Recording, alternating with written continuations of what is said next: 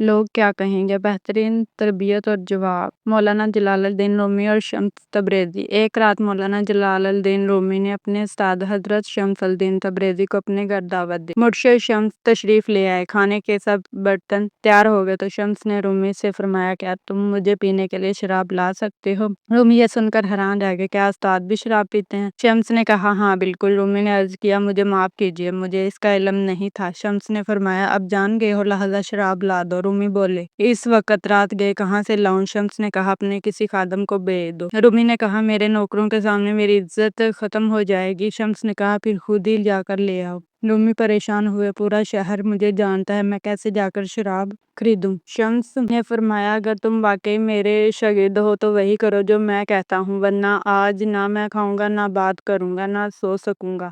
استاد کی محبت اور اطاعت میں رومی نے چادر اوڑھی، بوتل چھپائی اور عیسائیوں کے محلے کی طرف چل دیے۔ جب تک وہ راستے میں تھے کسی کو شک نہ ہوا، لیکن جیسے ہی وہ عیسائی محلے میں داخل ہوئے، لوگ حیران ہوئے اور ان کے پیچھے پیچھے چلنے لگے۔ سب نے دیکھا کہ رومی شراب خانے میں گئے اور بوتل خرید کر چادر کے نیچے چھپا لی۔ پھر وہ نکلے تو لوگ اور بھی زیادہ ہو گئے اور ان کے پیچھے پیچھے مسجد تک پہنچ گئے۔ مسجد کے دروازے پر ایک شخص نے شور مچا دیا، اے لوگو، تمہارا امام شیخ جلال الدین رومی ابھی عیسائی محلے سے شراب خرید کر آ رہا ہے۔ یہ کہہ کر اس نے رومی کی چادر ہٹا دی اور بوتل سب کے سامنے آ گئی۔ ہجوم نے غصے میں آ کر رومی کے منہ پر تھوکا، انہیں مارا، یہاں تک کہ ان کی پگڑی بھی گر گئی۔ رومی خاموش رہے، انہوں نے اپنی صفائی پیش نہیں کی۔ لوگ اور بھی یقین کر بیٹھے کہ وہ دھوکا کھا گئے۔ انہوں نے رومی کو بری طرح مارا اور کچھ نے تو قتل کرنے کا بھی ارادہ کیا۔ اسی وقت شمس تبریزی کی آواز بلند ہوئی، اے بے شرم لوگو، تم نے ایک عالم اور فقیہ پر شراب نوشی کا الزام لگا دیا۔ جان لو کہ اس بوتل میں شراب نہیں بلکہ سرکہ ہے۔ ایک شخص بولا، میں نے اپنی آنکھوں سے دیکھا کہ وہ شراب خانے سے بوتل لائے ہیں۔ شمس نے بوتل کھولی اور کچھ قطرے لوگوں کے ہاتھ پر ڈالے تاکہ وہ سونگھ سکے۔ سب حیران رہ گئے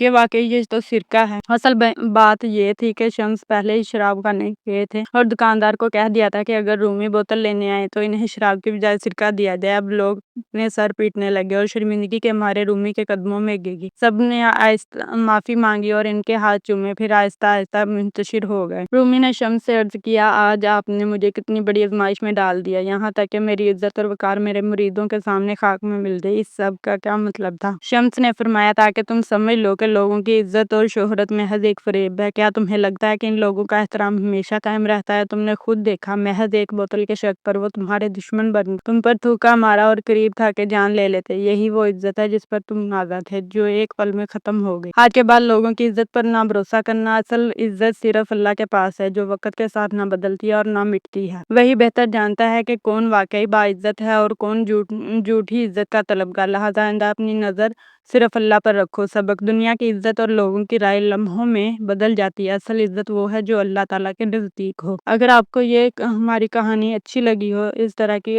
سبق آموز کہانیاں دیکھنے کے لیے ہمارے چینل کو لائک اور سبسکرائب کریں۔